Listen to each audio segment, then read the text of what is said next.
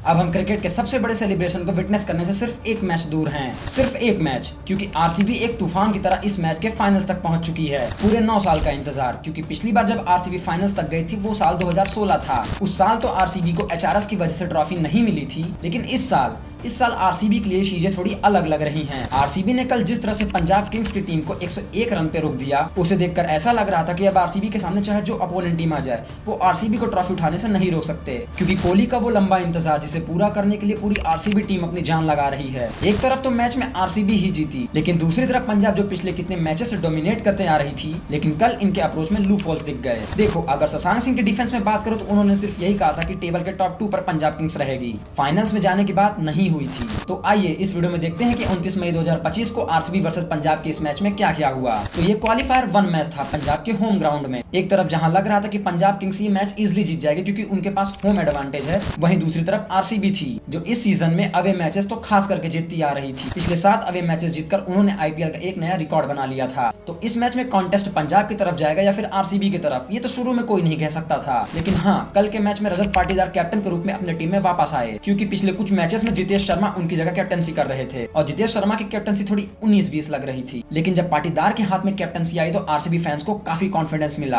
तो मैच शुरू हुआ पंजाब किंग्स की बैटिंग के साथ, एंड ऑनेस्टली कहूं तो इस सीजन पंजाब किंग्स की बैटिंग बहुत ज्यादा इंप्रेस करने वाली थी, क्योंकि जिस तरह का अनकैप्ड टैलेंट इस टीम में है और जिस तरह से कैप्टन श्रेयस अय्यर ने इस टीम को यूटिलाइज किया है वो देखना लाजवाब है। प्रिंस आर्य, प्रभु सिमरन सिंह, निहाल वडेरा, शशांक सिंह पूरे ही सीजन तगड़ा खेलते हुए आए हैं, लेकिन कल ये सारे काफी डिसअपॉइंटिंग तरीके से आउट हुए हैं। तो कल के मैच में कुछ ऐसा हुआ कि पिच की कंडीशन ऐसी थी कि बॉल उस पिच पर काफी ज्यादा टर्न कर रही थी, लेकिन पंजाब जब कल बैटिंग करने आई तो वो ये जज नहीं कर पाए कि इस पिच पर कितनी तेजी तरीके से बैटिंग करनी है या फिर कितने धीमे तरीके से बैटिंग करनी है, और वो आए थे अपने अग्रेसिव बिल्कुल फेयरलेस अप्रोच के साथ। प्रिंस आर्य ने तो आते ही हिटिंग शुरू कर दी। जहां नॉर्मल दिनों में इस अप्रोच के साथ पंजाब के रन अच्छे खासे बन जाते थे, लेकिन कल ये अप्रोच काम नहीं आया। कल पंजाब के ऑलमोस्ट सारे ही बैटर्स आरसीबी के बॉलर्स के ट्रैप में फंसते गए। यश दयाल और जॉस हजलवुड ने अर्ली ब्रेक थ्रो विकेट दिलाई और फिर तो मानो पंजाब की विकेट्स ताश के पत्तों की तरह बिखरने लगी। ऐसे में प्रभु सिमरन ने थोड़ा सा मेटल दिखाने की कोशिश करी और रन्स खींचने की कोशिश करी, लेकिन अल्टीमेटली वो भी आरसीबी के बॉलर्स के सामने फेल हो गए। अब उम्मीदें शशांक सिंह से और स्टैनिस से लगाई जा रही थी, क्योंकि जिस तरह से इनका माइंडसेट था वो कहीं से भी मैच पलटने का दम रखते हैं। लेकिन फिर बॉल डालने आ गए सूयस शर्मा, कल के मैच में पंजाब की टीम के सबसे बड़े सरदार सूयस निकल, जो कल के मैच में 3 विकेट्स लेके कमाल कराए, अपने करियर की ऑलमोस्ट बेस्ट आईपीएल परफॉर्मेंस दे दी। क्योंकि जिस तरह से मैच में उनकी परफॉर्मेंस आई है उससे उनका एक बॉलर के तौर पर कद बहुत ज्यादा बढ़ गया है। खैर, कसर तो जोश हजलवुड ने भी नहीं छोड़ी, क्योंकि पिछले कुछ मैचेस आरसीबी के लिए वो मिस करते आ रहे थे और उनकी कमी कहीं ना कहीं टीम को खल रही थी।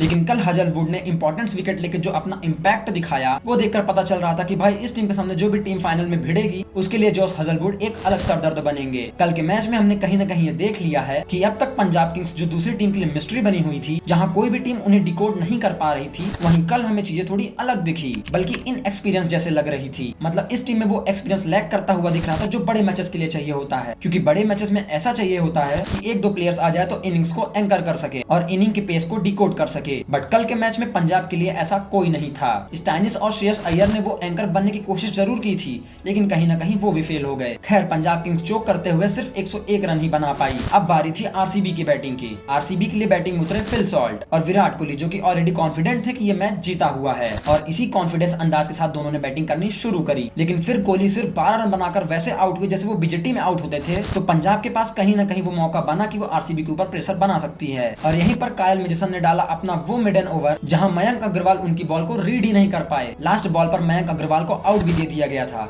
वो तो उन्हें रिव्यू ने बचा लिया। आरसीबी के लिए तो ये टारगेट बहुत छोटा था, लेकिन जिस तरीके से पंजाब उस ओवर में अटैक कर रही थी, जिस तरीके से फील्डिंग कर रही थी और जिस तरीके से बॉल टर्न हो रही थी, अब जब बॉल इतनी ज्यादा टर्न हो रही थी तो आरसीबी के लिए कहीं ना कहीं असमंजस थी कि मैच किधर जाएगा। फिल सॉल्ट ने इसी पिच पर अपने आईपीएल करियर की फास्टेस्ट 50 लगा दी, वो भी सिर्फ 23 बॉल में। ऐसी कंडीशन में ऐसी बैटिंग करके फिलिस ने मेक श्योर किया कि आईपीएल फाइनल्स तक जाएगी और इस सीजन का फाइनल मुकाबला खेलेगी, और शायद क्या पता जीत भी जाए। और अगर जीत गई तो हमारे सामने होगी आईपीएल हिस्ट्री की सबसे बड़ी सेलिब्रेशन, जो सिर्फ बैंगलोर में नहीं बल्कि पूरे देश के गलियों में आरसीबी और विराट के नाम गूंजेंगे। खैर, फाइनल्स में क्या होगा ये देखने में तो बहुत मजा आएगा। बाकी आपके हिसाब से वो दूसरी टीम कौन हो सकती है जो आरसीबी के साथ फाइनल्स में भिड़ेगी? मुझे तो कहीं ना कहीं लग रहा है पंजाब किंग्स शायद अपना अगला मैच जीतकर वो फाइनल्स में आरसीबी के साथ भिड़े। और वही सबसे इंटरेस्टिंग मैच भी होगा क्योंकि दोनों ही टीम ऐसी होगी जिन्होंने पहले कभी नहीं जीता है। लेकिन अब कौन सी टीम आरसीबी के सामने जाएगी उस फाइनल में, ये तो वक्त बताएगा। बाकी अगर आपको ये वीडियो अच्छी लगी हो और आरसीबी के आगे जाने से आप खुश हो तो वीडियो को लाइक कर देना और चैनल को सब्सक्राइब कर देना। एंड इस वीडियो में मैंने विराट कोहली के रिटायरमेंट पर फुल डिटेल में बात की है, तो प्लीज जाकर उसे भी चेकआउट कर लेना। तो मिलते हैं किसी नेक्स्ट वीडियो में किसी नए टॉपिक के साथ, तब तक बाय बाय, जय हिंद।